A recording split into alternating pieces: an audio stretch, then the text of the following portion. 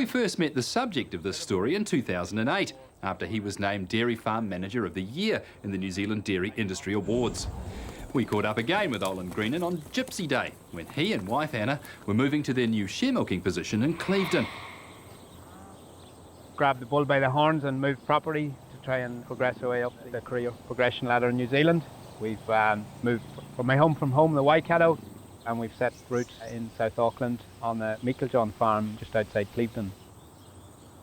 I read something somewhere that one of the most stressful things in your life was moving house, and I thought, well, we were sort of 3 times that stress. You know, you got the house to move, you got your machinery, and you got your livestock.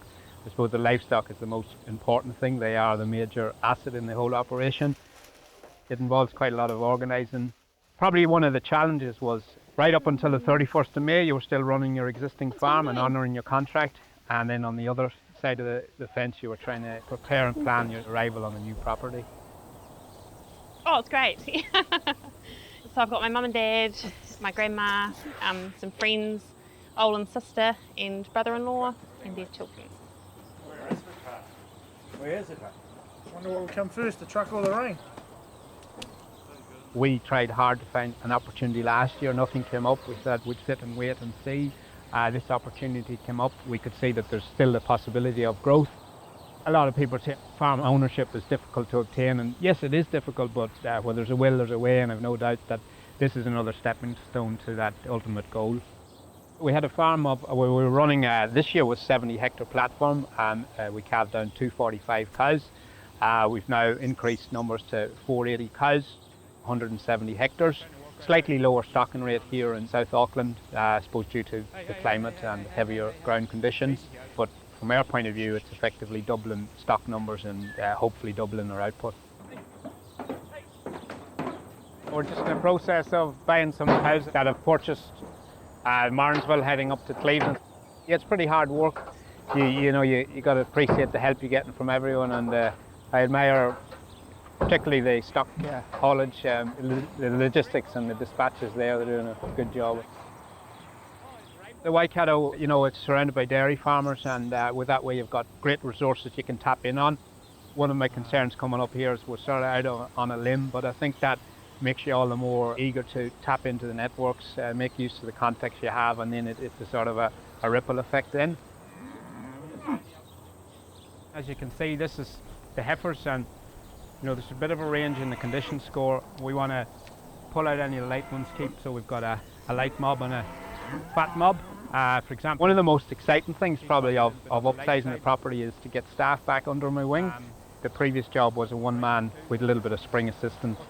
I suppose one of my favourite parts of the dairying here is mentoring new staff and watching them grow under your wing, so I'm looking forward to that.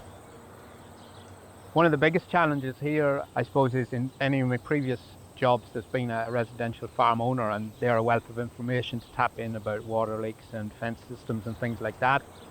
In the recent years they've just taken over a neighbouring lease property.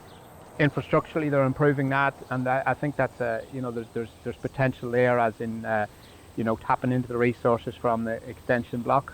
We will have our challenges, but I'm pretty confident on the homework I have done that I can see that there's chance for increased production here if Mother Nature plays the game correctly as well. We got a 28 bale rotary.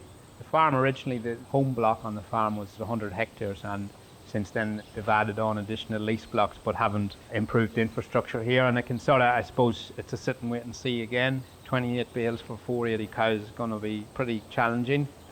It's 2 people in the shed, so there's no cup removers. 2 in the shed at all times. We've got 3 labour units. I'm going to set up a rota system that no one's going to have to spend 3 hours every single morning, that we try to divvy it up a little bit. Potentially once a day as an option for part of the herd come sort of December, Christmas, if conditions start to dry out. That will take a little bit of pressure off. So at this stage it's really just trial and error of what will work and what won't. So we'll just give you a rundown on using the plate meter. We're aiming to keep a firm straight fall on the ground. If we go like that, it's not as good. You get a rolling motion. So if you just have a look at what way I go. So I'm going to start. Make sure you hear the beep. So we've got predominantly heavy clays, but we've also, quite lucky, we have got a proportion of the farm that's peat. So nice little mixture, particularly in the winter. We got some a little bit more forgiving than others. The clay soil, definitely got to be on your game and avoid any pasture damage, and that's something I've been drilling into the lads from day one, that pasture damage is a non-negotiable. 1676, so that's your cover there roughly. Yeah. So then you document that and off you go. And I suppose at this stage, utilisation of supplements, there's not very many facilities for utilising it, and that's something that we're looking at. I suppose my system generally dictates a low level of supplement usage, but bearing in mind with the wetter, the heavier clay, it's something that we're going to look at. At the moment, I suppose it's a case of we want to walk the talk, so to speak, and I think it's sit and wait and see if we can up the production on the farm. Maybe then the owners might look at investing into some aspects of infrastructure. I couldn't believe there's people coming out of all the woodwork, helping us, and certainly Anne and I has made sure that the next person that's shifting on our list will be there with open arms to help them just to repay, and that's a sentiment to rural New Zealand. There's a hell of a lot of free help, and it's just all about the clock spinning around, and your turn will come on that cycle. Anne and I are still on track to achieve farm ownership. Once we got into 50-50 share milk and we're on what you might call that conveyor belt, that's moving, and you hang on for dear life, but hopefully everything will turn up good.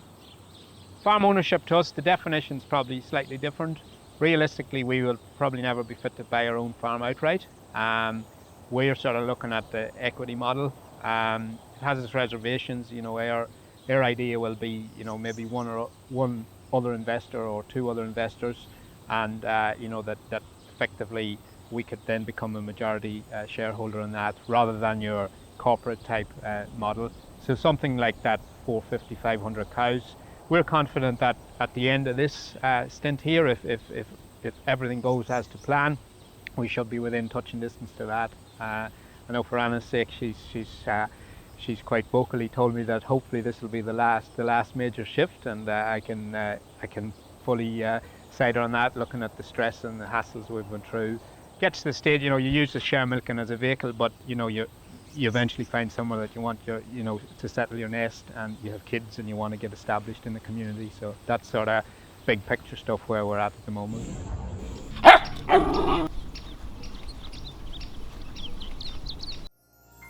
This program was made with funding from New Zealand On Air.